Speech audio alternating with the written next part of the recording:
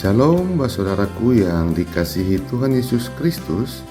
Renungan Sulu Injil hari ini, Rabu 19 Agustus 2026, terambil dari kitab Matius pasal 17 ayat 24 sampai 27 dan dibawa tema Orang Bijak Taat Bayar Pajak.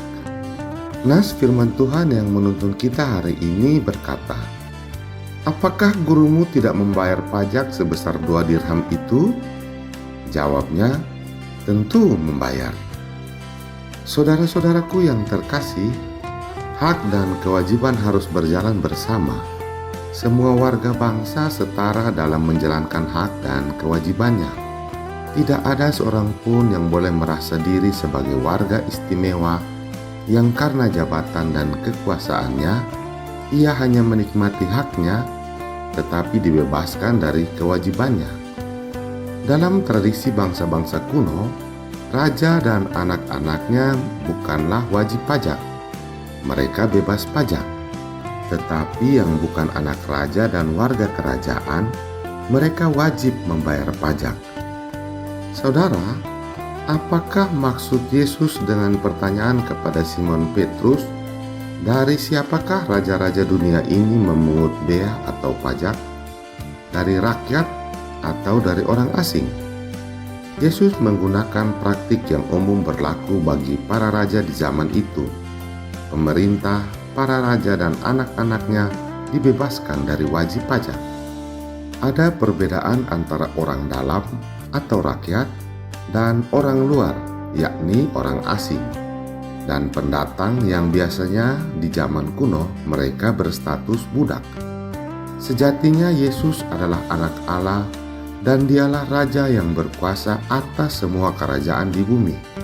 Secara spiritual, Yesus adalah raja dan anak Allah yang dibebaskan dari wajib pajak. Para murid pun adalah anak-anak Allah. Tetapi Yesus mau mereka tetap menjalankan kewajiban pajak untuk mendukung pekerjaan di bait suci. Walaupun secara spiritual anak-anak Allah berstatus orang merdeka dan tidak menjadi wajib pajak, namun mereka dipanggil untuk tetap menghormati otoritas pemerintah dunia, termasuk pemerintahan di bait suci oleh para imam. Yesus sendiri menaati aturan pajak. Ia tidak mau menjadi batu sandungan. Tindakan Yesus ini menjadi jawaban bagi pemungut pajak yang bertanya kepada Simon Petrus, sekaligus menjadi pedoman sikap bagi para pengikut Yesus. Yesus mengajarkan kepada Simon Petrus tentang identitas sebagai anak Allah, harus bisa memberi pengaruh kepada banyak orang tentang bagaimana seharusnya kita hidup. Sebagai ahli waris kerajaan Allah, kita dipanggil untuk hidup dengan cara yang mencerminkan nilai-nilai kerajaan Allah. Hidup sebagai orang merdeka di dalam Kristus haruslah sejalan dengan tanggung jawab terhadap bangsa, termasuk memenuhi kewajiban sebagai warga negara yang tidak bertentangan dengan iman kita kepada Yesus Kristus.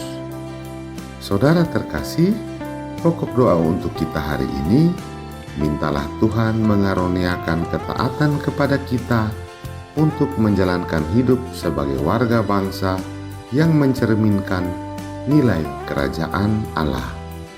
Amin. Demikian renungan kita hari ini. Terima kasih. Tuhan Yesus memberkati.